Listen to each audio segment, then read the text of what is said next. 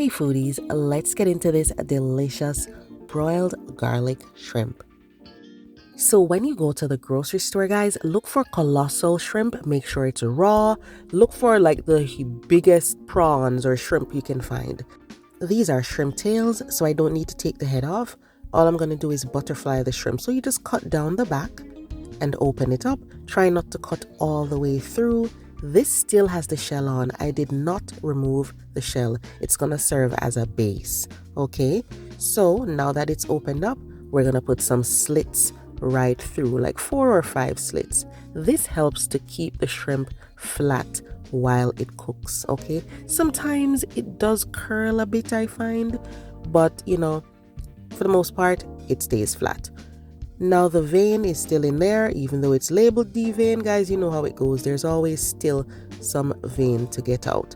So just use your knife or a toothpick and get that out. Then you can rinse this and pat dry it and you'll be good to go, okay?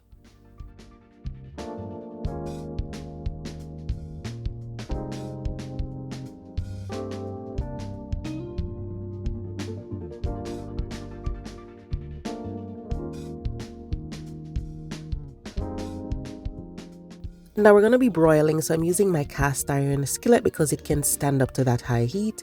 I just laid the shrimp in there. I didn't put any grease in there, just laying them flat all around like this. You can use a baking dish if the baking dish can stand up to the heat of the broiler. If you don't have a broiler, guys, you can always bake it at a high temperature like 450. All right. Now the shrimp are prepped. Now it's time for that butter. Simple. This is unsalted, softened butter. So it's not melted, it's softened butter. And I'm adding some basil, thyme, and parsley. Okay, you can add other herbs if you like, and some minced garlic, of course. Then I'm going in with Old Bay and black pepper and just mix all of that together. Now you might say, Jareen, I don't have any Old Bay at home. You can use some seafood seasoning and just mix all of that together here. This is so simple, guys.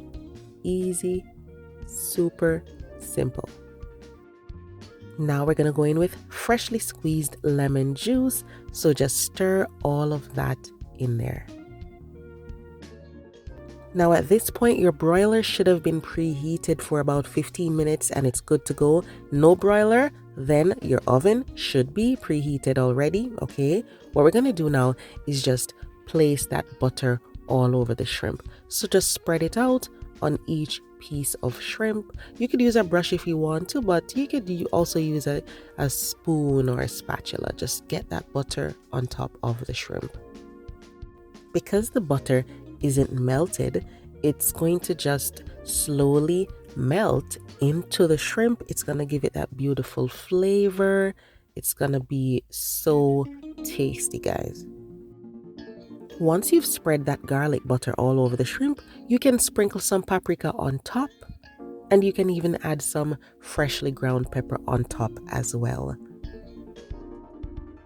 So these are good to go, guys. The broiler is preheated. I'm going to put it on the shelf that's about 4 inches underneath the broiler, and I'm going to broil it for about 6 minutes. If you don't have a broiler, then put it in the oven at that high temperature, like a 450, until the shrimp is completely opaque and cooked.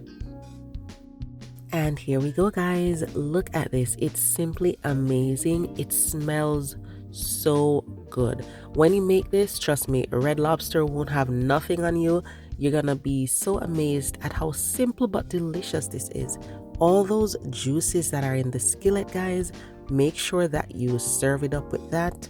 This is a perfect appetizer for a date night or any dinner. You could also serve this on top of some pasta or some mashed potatoes. Just make sure you keep those juices that are in the skillet because they are delicious.